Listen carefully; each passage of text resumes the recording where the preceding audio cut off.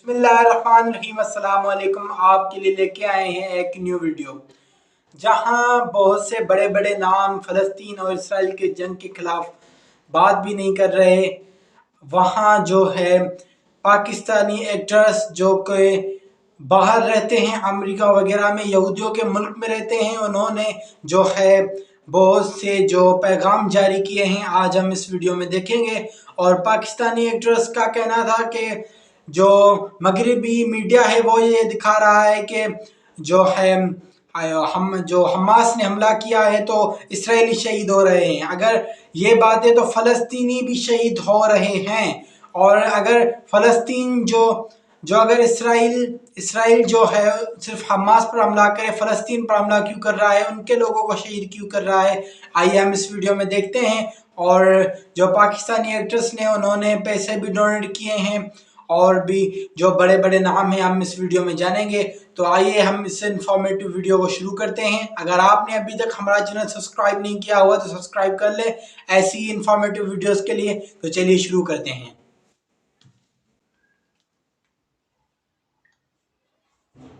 अस्सलाम वालेकुम ख़वातीन और हज़रात, मैं हूं आपका मेज़बान सुमैर। तो आज के नए प्रोग्राम में हम आपको खुश आमदीद कहते हैं। दोस्तों, जिस तरह से आपने देखा है कि फ़लस्तीन के मासूम बच्चों, औरतों और बुज़ुर्गों पर यहूदी बमबारी करके उनके टुकड़े टुकड़े करके उनको शहीद कर रहे हैं और दुनिया के सामने ये ढोंग रचा रहे हैं कि हमास के मुजाहिदीन हम पर बर्बरियत ढा रहे हैं, हम बड़े मजलूम हैं। लेकिन आजकल सोशल मीडिया का दौर है, यहाँ पर कोई बात छुप नहीं सकती कि किस पर जुल्म हो रहा है और कौन जुल्म कर रहा है। जहाँ इन सारे मुजालिम पर हमारे हुक्मरान जो कि बड़ी ताकत भी रखते हैं और बड़े बड़े ऐवानों तक आवाज भी उठा सकते हैं और फलस्तीन के मुसलमानों का साथ भी दे सकते हैं, वहीं वो सब खामोश है।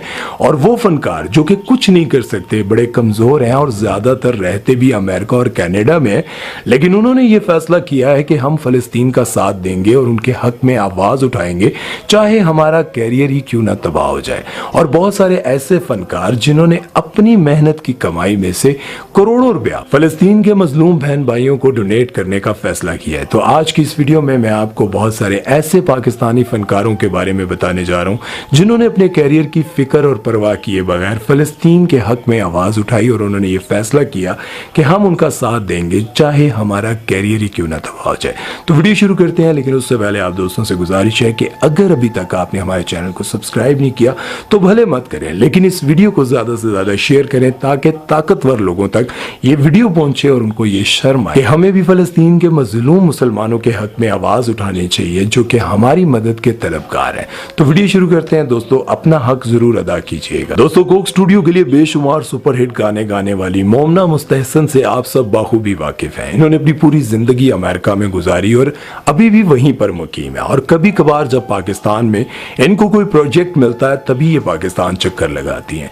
लेकिन हैरत की बात यह है कि अमेरिका में काफिरों के मुल्क में रहने के बावजूद इनका जमीर हमसे ज्यादा जिंदा और कई दिनों से बिला झिझक इसराइल के जुल्म के खिलाफ और फलस्तीन के मजलूमों के हक में आवाज उठा रहे हैं। कि जो लोग इंसानियत के बड़े बड़े दर्स देते हैं, क्या इनको इंसान सिर्फ इसराइली ही नजर आते हैं? फलस्तीनी भी इंसान है, इनको जानवर ना समझा जाए और इन पर इतना जुल्म ना ढाया जाए। और मैं तमाम ममालिक से ये अपील करती हूँ कि अपना दिल इतना तो बड़ा करें, ये जो मजलूम और बेसहारा लोग हैं इनको अपने मुल्क में रहने की जगह दी जाए। और वो मासूम बच्चे जो कि बोल भी नहीं सकते, उनको इस खूनी जंग में क्यों धकेल रहे हैं? दोस्तों, इंडिया और पाकिस्तान दोनों में ही शोहरत की बुलंदियों को छूने वाले आतिफ असलम बिलाशुबा एक इंटरनेशनल स्टार हैं और इन्होंने इस मामले में अपनी राय देने में जरा भी हिचकिचाहट और शर्म महसूस नहीं की और ना ही इस बात का डर महसूस किया कि अगर मैं इसराइल के जुल्म के खिलाफ आवाज उठाऊंगा तो हो सकता है कि बड़े बड़े इंटरनेशनल ब्रांड इनका बाइकआउट भी कर सकते हैं। और इन्होंने फलस्तीनियों के नाहक कत्ल पर शदीद अफसोस का इजहार किया और उम्मत मुस्लिमा से ये अपील की है कि जितनी हो सकती है मदद करें। और इन्होंने अपनी मेहनत की कमाई में से 1.5 करोड़ रुपया फलस्तीनियों को डोनेट किया। वैसे तो पाकिस्तान में बड़े बड़े अमीर सियासतदान भी हैं और उनके पास करोड़ों नहीं बल्कि अरबों रुपया है, चाहते तो वो करोड़ों नहीं बल्कि अरबों रुपया उनको डोनेट कर सकते थे। लेकिन कोई भी सियासतदान इस मामले बोलने में बिल्कुल सामने ना आया और अपनी मेहनत की कमाई में से किसी को 1 रुपया देना भी बड़ी बात है, वहीं आतिफ असलम ने उनको 1.5 करोड़ रुपया डोनेट करके बहुत अच्छा काम किया। दोस्तों, जैसा कि आप सब जानते हैं कि कई दिहाइयों से जुल्म और बर्बरियत की मिसालें कायम करने वाला इसराइल खुद को मजलूम दुनिया के सामने पेश करता है। इसका मुंह तोड़ जवाब देते हुए आसिम अजहर ने उनको कहा, मासूम बच्चों, बीमारों और बुजुर्गों और अस्पतालों पर सरेआम हमले करते हो, बम मारते हो और फिर चाहते हो कि दुनिया तुम्हारी मजलूमियत पर तुम्हारा साथ दे।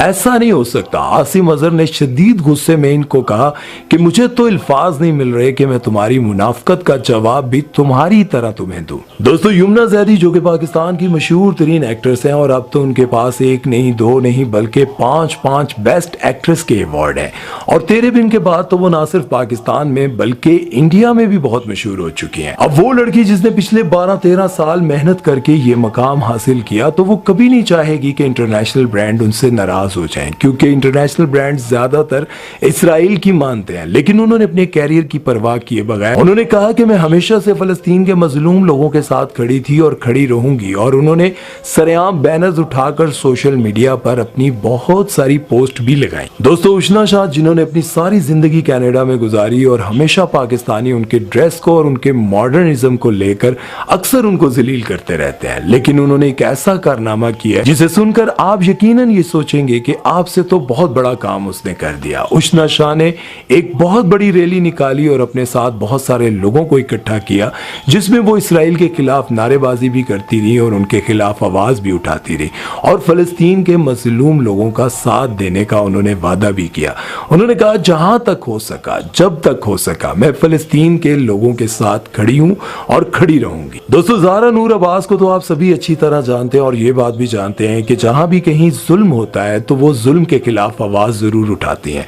वो कहती हैं कि अगर कोई ये समझता है कि इसराइलियों को सिर्फ फलस्तीन के मुसलमानों से दुश्मनी है तो ये आपकी भूल है। अगर आज भी उम्मत मुस्लिमा इस बात को ना समझी कि जितने भी काफिर इस दुनिया में रहते हैं वो मुसलमानों के दुश्मन है और वो चाहते हैं कि दुनिया से मुसलमानों को खत्म कर दिया जाए, अगर आज भी आप लोग इकट्ठे ना हुए तो कल बहुत देर हो चुकी होगी। अगर आप फलस्तीन पर जुल्म देखकर ये समझते रहेंगे कि फलस्तीन के लोगों की दुश्मनियां हमारी नहीं है, तो याद रखें कि वो वक्त दूर नहीं जब ये काफिर हमारे पर भी कुछ ऐसा ही करने वाले हैं। दोस्तों, कहने को तो सिर्फ यही है कि जैसे मोहम्मद रिजवान ने एक मैच जीता और उन्होंने कहा कि ये जीत गजा के मुसलमानों के नाम, तो वहां पर उनके खिलाफ एक पर्चा हो गया था और वहां के वकील ने कहा था कि ये यहाँ पर दहशत फैलाने की कोशिश कर रहे हैं। जहां ये स्टार्स अपने ट्विटर, इंस्टाग्राम या फिर किसी भी सोशल मीडिया प्लेटफॉर्म पर फलस्तीन के लिए आवाज उठाते हैं और लोग ये समझते हैं कि कौन सा बड़ा कारनामा कर लिया, तो भाई आप अगर सोचें कि जो कारोबार आपने सेटल किया हुआ है और वहां पर आप सिर्फ ये पोस्टर लगा दें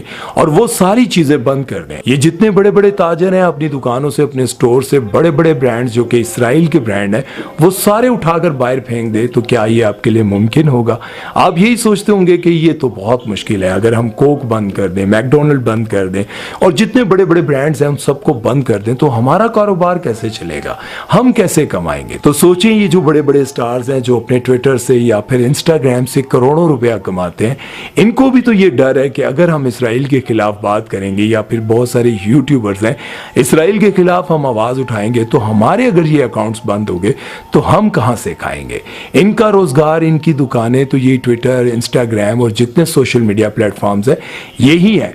अगर ये वहां पर खड़े होकर उनके खिलाफ आवाज उठा रहे हैं तो ये बहुत बड़ा कारनामा है और अपनी कमाई में से अगर ये करोड़ों रुपया उनको डोनेट कर रहे हैं जैसे आतिफ असलम ने किया। हमारे मुल्क में बहुत सारे ऐसे बड़े बड़े लीडर्स हैं जिनके पास करोड़ों नहीं अरबों रुपया, ऐसे बड़े बड़े डीलर्स हैं जिनके पास अरबों नहीं खरबों रुपया। उनका कोई भी ट्वीट या उनकी ऐसी कोई पोस्ट मेरे सामने नहीं आई जिसमें उन्होंने ऐलान किया हो कि हम फलस्तीन के मजलूम लोगों को इतने करोड़ रुपया दे रहे हैं। उम्मीद करता हूं कि आपको समझ आई होगी। अपना ख्याल रखिएगा और दुआओं में याद रखिएगा और स्पेशली उन लोगों को ये बात कहना चाह रहा हूं जिन्हें उन लोगों को ये बात कहना चाह रहा हूँ, उन लोगों को ये बात समझाना चाह रहा हूँ जिनको अल्लाह ने बहुत नवाजा है, जिनके पास बहुत कुछ है, वो लोग अपनी तिजोरियों के ताले खोलें और ऐसे लोगों की मदद करें। अपना ख्याल रखिएगा और सुमैर चौधरी को दीजिए इजाजत। अल्लाह हाफिज। तो जी ये वीडियो आपने देखी, आपने देखा कि किस तरह पाकिस्तानी एक्टर्स जो है इसराइल के खिलाफ खड़े हैं। अब इस टाइम में जो हम फेसबुक वगैरह और यूट्यूब पर ये फ़लस्तीन की जो वीडियोस अपलोड कर रहे हैं ये बहुत मुश्किल है। और हम देखें कि मैंने कुछ पोस्ट लगाई थी फेसबुक पर, तो मेरा फेसबुक अकाउंट ही उड़ गया था। तो आप देखेंगे हम जो ये वीडियोस बना रहे हैं, आप लोगों की सपोर्ट की हमें ज़रूरत है कि हम जो है फ़लस्तीन के साथ खड़े हैं। और हमें चाहिए थे हम ज़्यादा से ज़्यादा जो है इस आवाज़ को उठाएं, क्योंकि मैंने भी कुछ पोस्ट वगैरह 20 के करीब फेसबुक पर लगाई थी, तो मेरा अकाउंट ही उड़ गया था। तो अभी मैं यूट्यूब पर भी काम कर रहा हूँ, फेसबुक पर भी मैं कुछ पोस्ट्स वगैरह लगाता हूँ। तो आप देखें कितनी मुश्किलात से हम ये वीडियोस वगैरह बनाते हैं, और आप हमें सपोर्ट करें ताकि हम ज़्यादा से ज़्यादा फ़लस्तीन को सपोर्ट कर सकें। और अगर आप भी डोनेट करना चाहते हैं फ़लस्तीन को, कुछ पैसे, कुछ अदरियात, तो बहुत से ऐसे ट्रस्ट हैं जो मेरे यूट्यूब चैनल पर आप विज़िट करें, वहाँ पर कुछ वीडियोस हैं मुफ्ती तारिक मसूद की, वो भी आप विज़िट करें। और भी वीडियोस हैं जिससे आप जो है देख सकते हैं कि किस तरह आप फ़लस्तीन को डोनेट कर सकते हैं। तो मैं मिलूँगा आपको ऐसी नई वीडियो में, तब तक के लिए मुझे दें इजाज़त। अल्लाह हाफ़िज़।